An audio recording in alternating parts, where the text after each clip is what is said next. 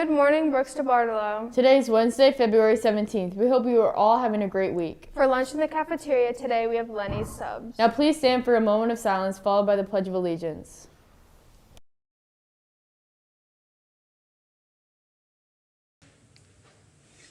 I pledge allegiance to the flag of the United States of America and to the republic for which it stands, one nation, under God, indivisible, with liberty and justice for all.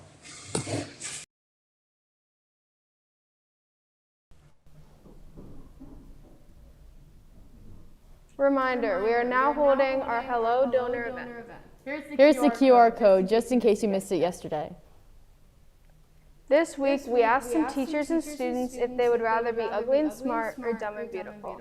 Let's see what they said. Would you rather be very beautiful but very dumb, or very ugly but very smart? Beautiful but dumb. I'd rather be smart and ugly.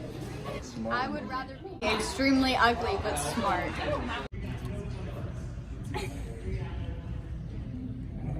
Huh? Look at this. Somebody come look at this. Look at this. Somebody come and look at this. Look at this.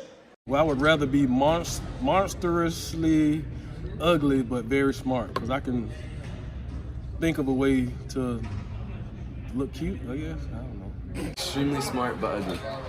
I'd rather be ugly and smart. I'd rather be ugly and smart.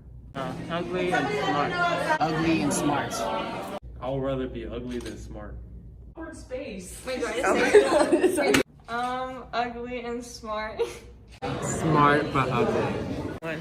Smart and ugly. Yeah, smart and ugly. Oh, I don't know. I'd just rather be myself. Aww. I'm already ugly and smart.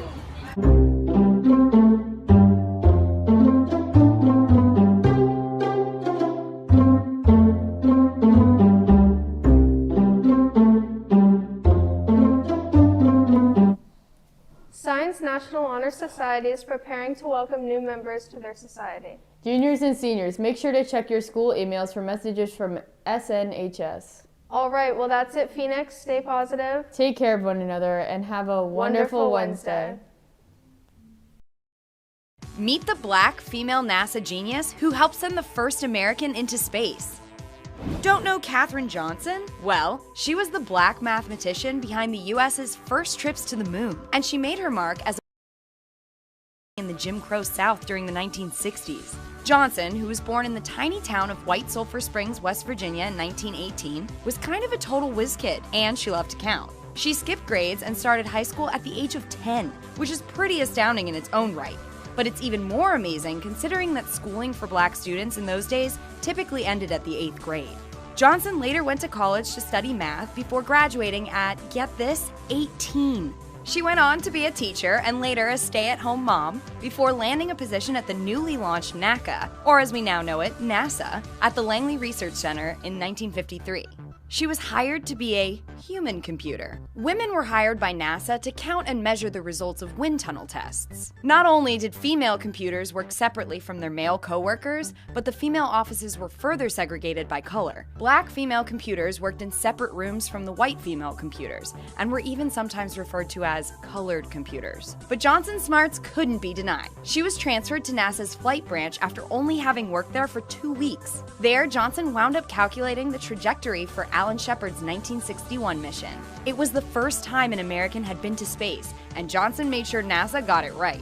Johnson also helped guide the Apollo missions to the moon and was still vital to NASA long after it finally started using quote-unquote real computers. John Glenn, one of NASA's pioneering astronauts, trusted her work so much that he personally requested she recheck calculations from the electronic computers. Though it's pretty clear that Johnson was critical to NASA's first space voyages, Johnson is still only just getting the recognition she rightfully deserved. She's received numerous awards and was even given the Presidential Medal of Freedom from President Barack Obama in 2015. About time! A biopic, Hidden Figures, about Johnson and her black female colleagues at NASA is also in the works. The movie stars Taraji P. Henson as Johnson and is slated for release in 2017.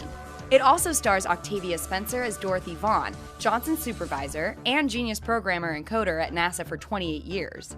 R&B artist Janelle Monáe is also tied to the project as Mary Jackson. Jackson was not only one of the badass female computers alongside Johnson and Vaughn at that time, but was also a trailblazer in women's rights. She educated black women in her field on how to advance in their careers from mathematicians to engineers and land positions that were normally never offered. Though the release of Hidden Figures is still a while off, it's receiving huge attention from some well-known names. Pharrell Williams jumped on board as not only a producer, but also the movie's music man. He's written songs for the movie and is even collaborating with Hans Zimmer on the score. Johnson is now retired